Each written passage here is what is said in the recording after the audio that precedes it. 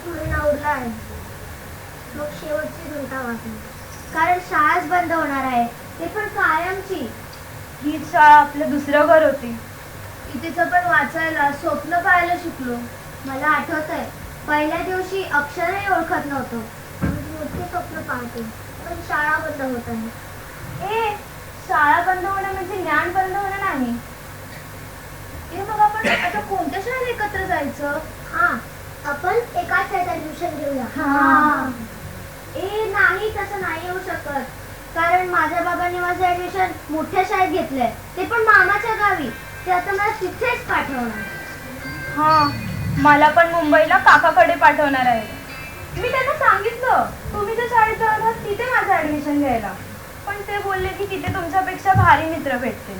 माझ्यापेक्षा पण भारी? माझ्यासारखा तो चिंच गोरा आणून देईल का?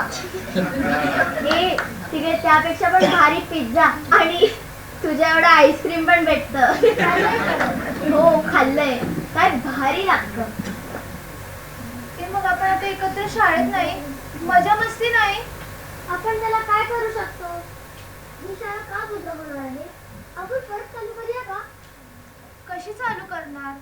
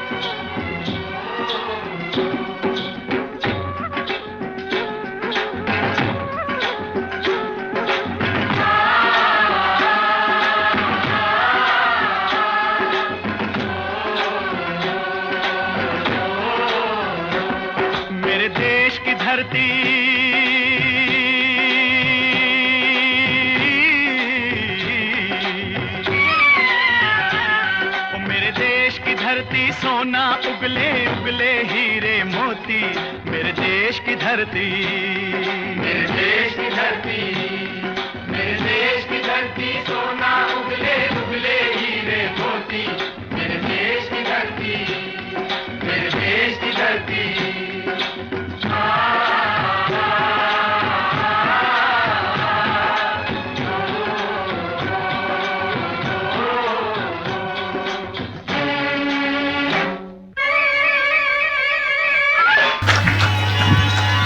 छान नृत्य केलं या मुलांनी. आता हीच मुलं छोटासा नाटोली साजरी करणार आहेत, तर कृपया याचा आस्वाद घ्या.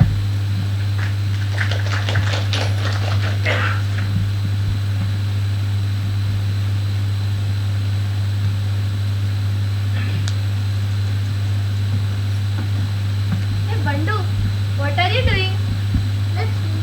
Where are you going?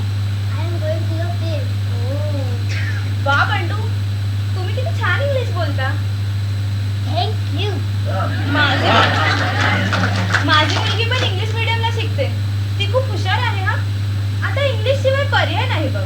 तुमच्या आई बाबांनी चांगला निर्णय घेतला तुम्हाला इंग्लिश मीडियमला घालण्याचा.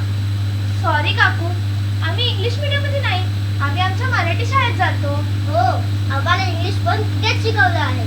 एवढं चांगलं शिकवणं शक्यच नाही. हो हो, तुमच्या शाळेपेक्षा आमची शाळा खूप मोठी आहे. मोठे मोठे classroom, AC hall and all. तुमच्या शाळेत काय आहे? तू हे जरा इंग्लिश मध्ये बोलून दाखव. I school is much bigger than your school. बघितलं कशी बोलते.